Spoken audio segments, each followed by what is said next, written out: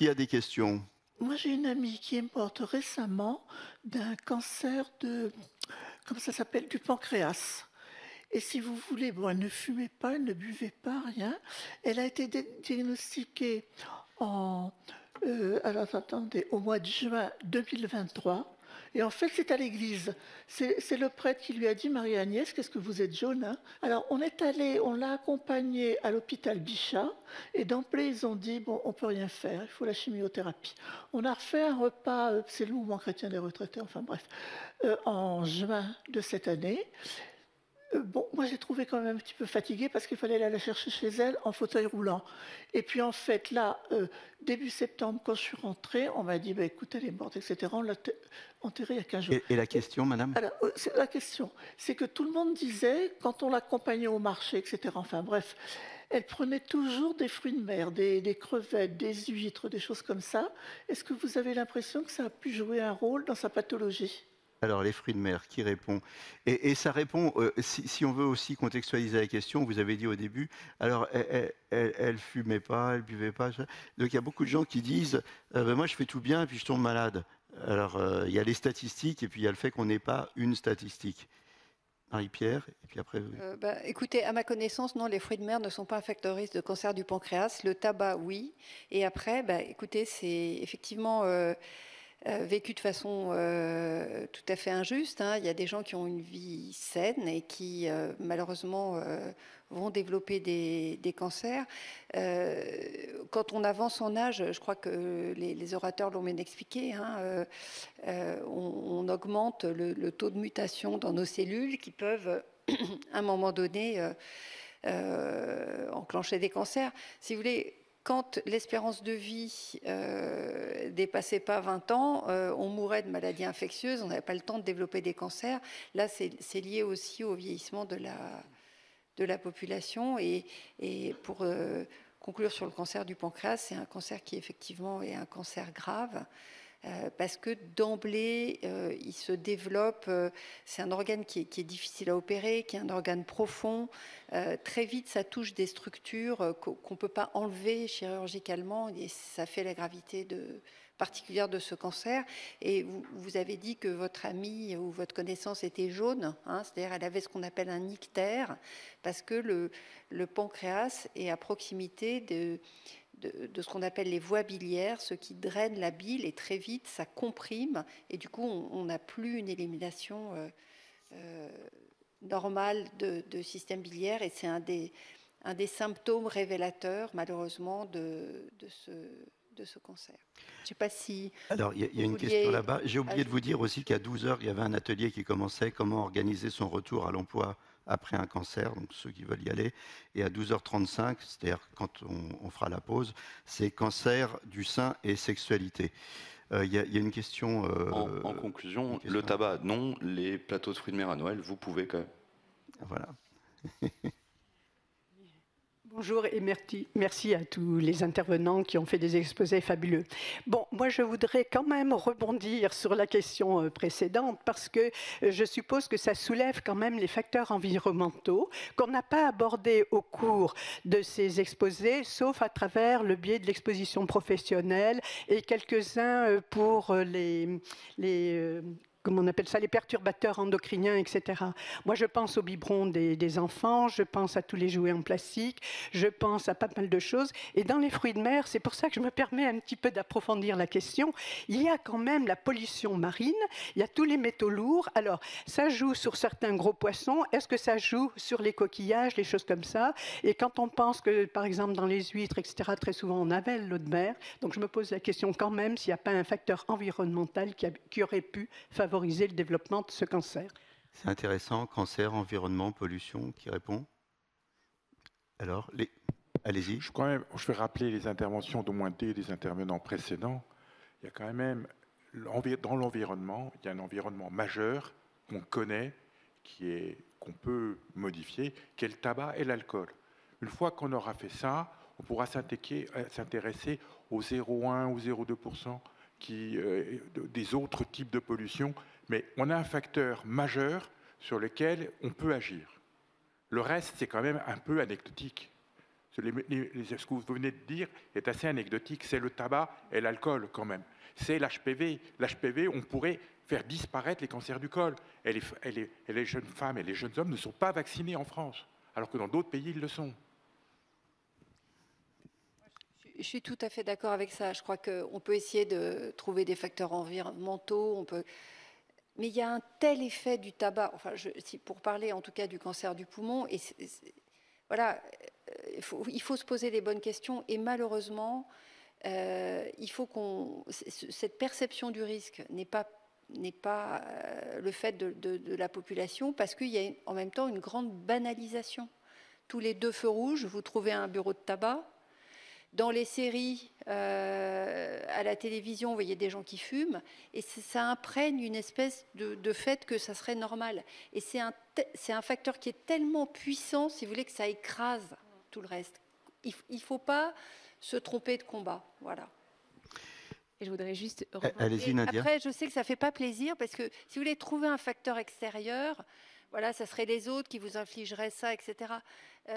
On a envie de trouver un coupable. Et c'est aussi souvent là-dessus que les fake news prospèrent, le fait de trouver un coupable, alors avec peut-être un impact, on ne sait pas, mais vous l'avez rappelé, en masse, les combats à mener, ils sont clairs, c'est tabac, alcool, point. Et puis aussi d'avoir une activité sportive qui a un effet protecteur. Si je peux citer l'exemple de mon collègue, le professeur François Goldwasser, il me racontait l'exemple d'une... Vous savez, il y a une technique dont on a parlé qui s'appelle le PET scanner. En fait, ça consiste en quoi?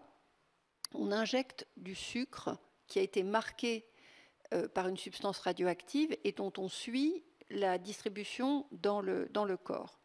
En fait, les cellules cancéreuses, comme elles se multiplient à toute vitesse, elles ont besoin de plus de sucre que les cellules normales. Et c'est un test qui est extrêmement sensible. Hein. Ça fait partie, le PET scanner, du bilan on ne s'en sert pas en détection, mais une fois qu'on a trouvé un cancer, on fait ce test pour voir s'il y a une diffusion de métastases dans l'organisme. D'accord ? Et donc, il racontait l'exemple d'une de ses patientes chez qui il avait palpé un cancer du sein. Elle avait une masse dure dans le sein, c'était cliniquement évident, et en plus des ganglions, et il l'a envoyé faire un PET scanner, et elle était en retard à son rendez-vous, donc elle a couru pour aller à son rendez-vous. Et donc, quand elle a fait son examen, son cancer du sein ne captait pas du tout le PET scanner, c'était dans les muscles, parce qu'elle avait fait un effort.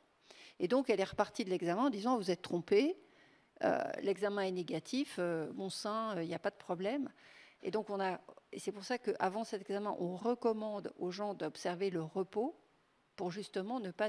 Ça montre bien que si vous faites du sport, vous n'allez pas nourrir vos cellules cancéreuses. Je schématise, hein, mais oui, cet exemple, il était très frappant parce qu'il nous a montré les 2 images de PET scanner. Un où il y avait la captation dans les muscles et l'autre où c'était dans la tumeur. Donc, c'est quand même des choses sur lesquelles on a un moyen d'agir. On peut incriminer la pollution, on peut incriminer les perturbateurs endocriniens, voilà. Mais il y a quand même 2 choses sur lesquelles on peut agir, c'est pas fumer, et sans jugement, dénormaliser le fait de fumer. Suzette Delaloge, elle l'a bien dit, on ne choisit pas de fumer. On développe une addiction qui est tellement forte que c'est très dur de s'en sortir. Et puis, avoir une activité physique, parce que ça nous protège du développement de micro-cancers dans notre organisme. Nadia, vous vouliez compléter tout à l'heure. Je voulais simplement rebondir sur le fait que ces histoires qu'a cité Madame sur effectivement cette amie qui est décédée, alors exposée à des facteurs de risque ou pas, mais en tout cas c'est vrai que ces situations de gens qui mènent une vie saine et qui développent des cancers sont traumatisantes, et c'est souvent celles-ci qu'on raconte dans notre entourage parce qu'il en suffit d'un pour que ça nous traumatise un peu. Ce qu'il faut quand même rappeler, c'est que nous, on est quand même face à ces patients dans nos consultations. Bien sûr qu'on a des patients qui ont des vies saines, qui sont jeunes, des femmes jeunes avec des cancers du poumon. poumons, mais elles représentent une minorité de nos patients. Notre consultation, elle est essentiellement faite de patients qui fument, qui sont exposés dans le cadre de leur travail, exposés à l'amiante, exposés, ça aussi bien sûr que c'est quelque chose sur lequel on peut jouer, l'exposition professionnelle. Mais voilà, 80 à 90% de notre consultation, ce sont des patients qui fument et qui ont cet impact sur lequel on peut jouer. Et le reste, bien sûr qu'il existe des minorités qui ont des vies saines et qui, par malchance ou par le biais d'exposition à la pollution, très probablement ont ces cancers, mais encore une fois, ce sont une minorité de patients. Et il ne faut pas qu'on reste vraiment dans cette psychose de c'est possible, mais voilà, jouons sur les facteurs sur lesquels la majorité de nos patients sont atteints. Alors, d'autres questions dans la salle? Ouais, allez-y, je vous en prie, complétez. La vie est injuste et on n'a pas forcément une cause à une maladie. Il faut quand même se rappeler que l'espérance de vie, elle continue d'augmenter en France, mais plus lentement, mais elle continue malgré le Covid. Et donc, il y a une amélioration quand même de la sécurité alimentaire et il y a beaucoup moins de fumée, il y a beaucoup moins on a changé de type de pollution, mais il y a particules diesel, etc. On peut discuter sur l'environnement, mais comme je l'ai dit, il y a les facteurs connus qui sont quand même la grande majorité qu'on vient de répéter. Et en final, malgré toutes ces visions un peu apocalyptiques véhiculées dans un certain nombre, on continue à avoir une espérance de vie qui augmente. Donc, les métaux lourds, ça existe, les perturbateurs endocriniens, ça joue, mais pas forcément tellement sur le cancer, peut-être sur l'obésité, ça on peut en discuter. Mais soyons un petit peu optimistes, je pense aussi. Est-ce qu'il y a des questions optimistes dans la salle, Martin? Bonjour, Thierry Ouvrard, je suis médecin généraliste. Donc, je voulais vous dire que tout à l'heure, j'étais touché par votre remarque sur le tabagisme. Pour moi, c'est la plus grosse saloperie qui puisse exister, effectivement, au monde. J'étais remarqué par votre affect et qui est le nôtre aussi en tant que médecin généraliste quant à nos patients qui sont touchés par cette maladie. Ma question, c'est quelle était la réaction de vos parlementaires européens quand vous les avez rencontrés? Alors, juste avant que vous répondiez, Marie-Pierre, moi j'ai une question à vous poser, puisque vous êtes médecin généraliste. On a parlé d'Interception, d'Instadiac, de Hope. Est-ce que vous connaissiez ces programmes? Est-ce que vous avez appris des choses? Parce que c'est important que les généralistes puissent adresser les patients aussi. Pas du tout, pas du tout. Et c'est vraiment une problématique au quotidien, parce qu'on a des très grosses patientèles tous aujourd'hui. On est complètement débordés, on manque de temps pour les contacts. Et effectivement, même parfois nos contacts habituels, on a des 06 sur notre téléphone pour contacter, ils ont du mal à répondre, les pauvres. Moi, je suis sur le secteur nord, donc un secteur zone rouge foncée, en ZIP+. Même l'hôpital de Gonesse, j'ai des contacts, mais le pauvre, il n'arrive pas à me répondre, quoi. Je sens une lenteur sur les questions. Donc oui, le programme Instadiac, ça m'intéresse, bien évidemment. Ouais. Marie-Pierre, excusez-moi. Alors, vos parlementaires, qu'est-ce qu'ils ont dit? Je pense que oui, ils n'avaient pas connaissance de ça, ça les a posés en responsabilité, parce que y a notre rôle de médecin et de chercheur. Moi, je ne fais pas de la recherche fondamentale, je fais de la recherche clinique, c'est d'apporter des évidences scientifiques. C'est la notion d'evidence-based medicine, la médecine fondée sur la preuve, et qu'il faut partager. Et après, il y a l'aspect de décision. Et c'est vrai que, vous voyez, ça a pris du temps. Bon, il y a eu la pandémie Covid entre-temps, mais j'ai l'impression qu'ils avaient un peu l'impression d'ouvrir une boîte de Pandore, parce que sur la génération des coûts, sur est-ce que tous les pays sont en capacité de développer ces programmes. C'est pour ça que ça n'a pas été quelque chose d'une injonction, hein. Ça n'a pas été lancé à partir de demain le dépistage, mais ça a été tester la faisabilité. Et voilà, on essaie que dans ce programme SOLAS qu'on développe, on s'adapte au contexte de chaque pays. Mais voilà, c'est la responsabilité politique vis-à-vis d'une situation sanitaire. On parlait de l'amiante. L'amiante, moi j'ai fait partie, il y a eu c'était en 2011, une journée organisée par la Haute Autorité de Santé avec des associations de patients, etc. Le problème de l'amiante, c'est qu'il n'y a pas un dépistage possible du cancer lié à l'amiante. Mais il y a la nécessité d'indemniser les individus qui ont été exposés au risque du préjudice subi. Vous voyez, le cancer du poumon, c'est différent. Il y a un bénéfice médical. Si on le détecte trop, c'est des stades précoces, on peut opérer, guérir sans traitement complémentaire. Donc c'est des problématiques différentes. Quelques dernières questions dans la salle. Ah, ici, je vois une main levée. Je me permets de donner 2-3 précisions. On oublie souvent, enfin, on vous rabâche beaucoup sur le tabac et l'alcool. En Europe, on est quand même les champions de la consommation de tabac et on doit être dans le top 3, top 5 des consommateurs d'alcool. Donc, c'est sûr qu'il y a d'autres facteurs de risque, mais c'est les plus prédominants et c'est les plus importants.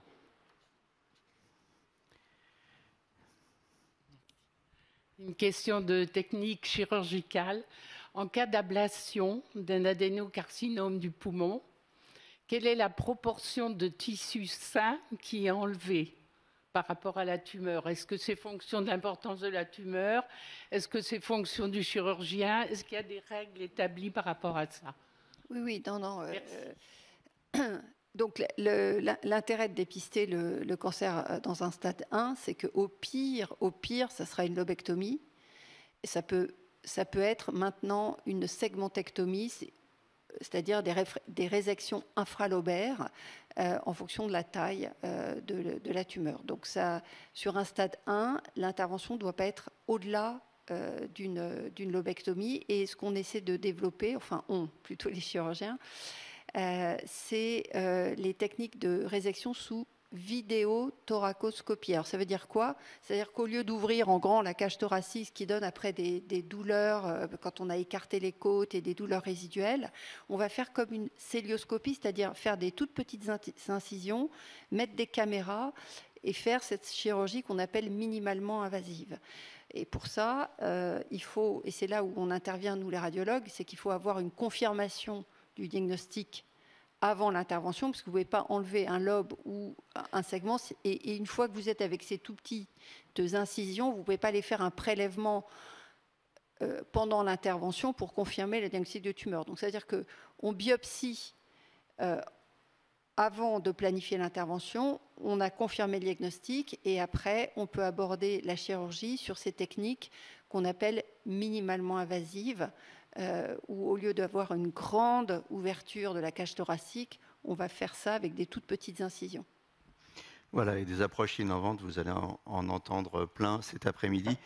Vous allez poursuivre peut-être après, parce que là on arrive bientôt à la pause. Je vais vous demander à chacun un message de conclusion. Un message de conclusion. Moi, d'après ce que j'ai compris, c'est bon, on arrête de fumer, on arrête de boire, et on dénormalise, mais vous allez le dire, Marie-Pierre, et on prend les choses le plus tôt possible. C'est ça le message? Allez, on fait circuler le micro. Non, vraiment, c'est ce que vous venez de dire, c'est prendre en charge la situation de façon le plus précoce possible.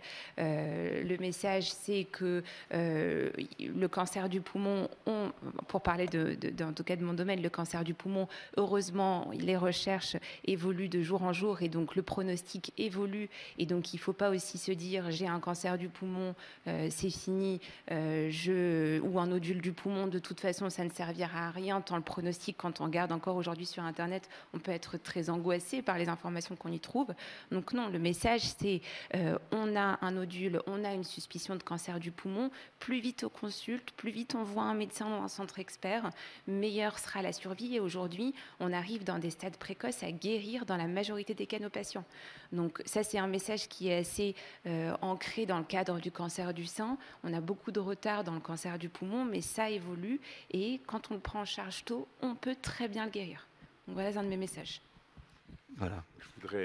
Je voudrais aussi réinsister sur le fait qu'actuellement, il y a d'énormes progrès sur la chimio et l'immunothérapie, y compris dans les cancers du poumon, qui peut permettre aussi de faire des interventions moins grosses, puisque la tumeur diminue dans quand même 20 à 40% des cas. Disparaît dans 20 à 40% des cas. Hein, voilà. Allez-y, ça marche. Il faut parler dedans, c'est le principe du micro. Tout a été bien dit pour la fin. Voilà, je n'ai rien à ajouter. Pardon. Si moi je peux rajouter une chose, c'est qu'on a les moyens de reléguer le cancer du poumon à ce qu'il était avant l'ère de la cigarette, une maladie extrêmement rare et pas notre première cause de mortalité par cancer. Il faut quand même... voilà, ça paraît de temps en temps d'une aberration absolument totale. Les messages, ils sont complètement absents actuellement. Si vous allumez la radio, la télé... voilà. Il y a cette banalisation qui est absolument catastrophique et je crois qu'on ne s'en sortira pas sans travailler à une nouvelle génération où on a simplement aboli ce truc-là qui est la cigarette. Et ce n'est pas un jugement moral. À titre personnel, si fumer, ça ne donnait pas le cancer, ça me serait complètement égal. Mais malheureusement, c'est une substance qui est extrêmement addictive. On ne peut pas prendre une cigarette de temps en temps comme on prend un morceau de carré de chocolat. Ça conduit très vite à des consommations extrêmement toxiques. Et vous voyez, je pense que dans la pensée générale de la population, des parents dont l'enfant commencerait à se shooter à l'héroïne, ça serait la catastrophe. Bon, s'il commence à fumer, c'est pas très bien, mais c'est pas non plus dramatique. Si, c'est dramatique. C'est dramatique, c'est le risque de perdre énormément d'espérance, d'espérance de vie, je vais arriver à le dire, d'espérance de vie en bonne santé. Et il faut vraiment prendre conscience de ça. L'industrie du tabac fait tout ce qu'elle peut pour passer sous les radars. Et c'est à l'opinion publique de changer sa façon de voir les choses. Voilà, cet après-midi, on va vous parler des techniques innovantes, mais on voulait mettre l'accent effectivement ce matin sur, je pense que vous l'avez compris parce qu'on a bien insisté, sur les cancers évitables et les cancers actionnables. Évitables, on vous a parlé de la vaccination, on ne vaccine pas assez en France, c'est quand même le... Donc les cancers évitables, on a parlé de la vaccination, les cancers actionnables, c'est les modes de vie, c'est le tabac, c'est l'alcool, c'est la sédentarité. Donc cet après-midi, on va vous parler des techniques innovantes, mais avant les techniques innovantes pour soigner, il y a les cancers évitables et les cancers actionnables.